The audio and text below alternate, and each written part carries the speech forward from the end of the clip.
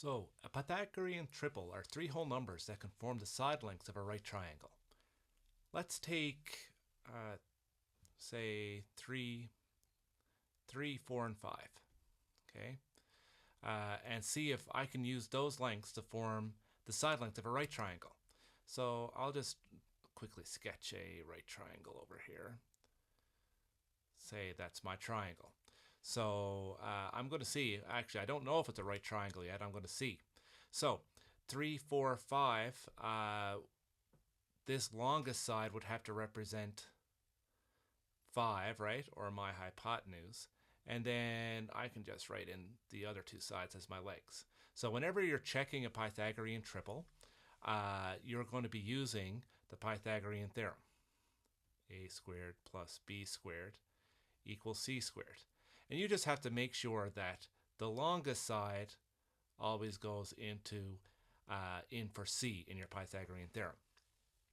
So we can quickly verify that 3, 4, 5 actually is a Pythagorean triple. So here I'll say 3 squared plus 4 squared. And I'm going to check to see that that is equal to 5 squared. So 3 squared, 3 times 3 is 9.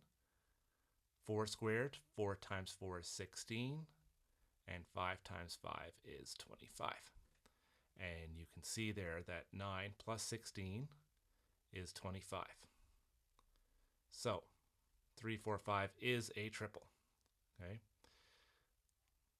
So knowing some of these triples are kind of useful in real life too. Say if you're building a wall in a house and you want to make sure that your house meets at nice 90-degree angles here. So what you might do is, say, measure 3 feet down this way,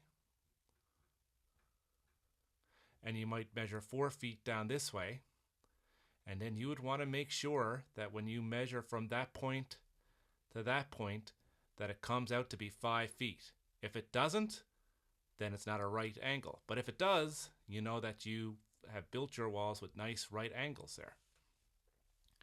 So that 3, 4, 5 is a Pythagorean triple, and any multiple of 3, 4, 5 actually is a Pythagorean triple too. So say 6, 8, 10 is a triple, is a Pythagorean triple. If I triple them, 9, 12, 15 is a Pythagorean triple.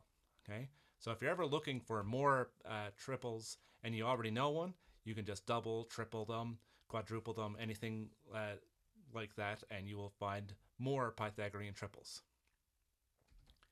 Let's check another set of numbers here to see if we have a Pythagorean triple. So say 6, 7, 9. Okay, so again, I'll just draw a triangle. Whoops. Little crooked triangle, but you get the point. So say that's 6, that's 7, and that's 9. Always go with the longest side as 9.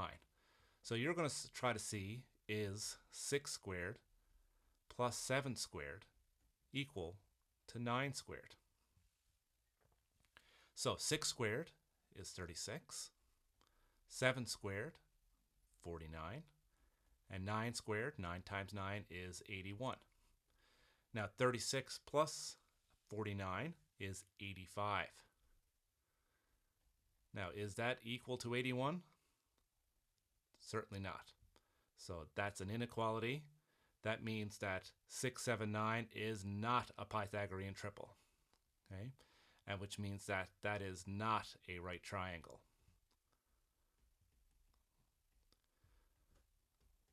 So hopefully that helps you see some practical uses for the Pythagorean theorem and how to identify whether or not three numbers can form a right triangle. Thanks for listening.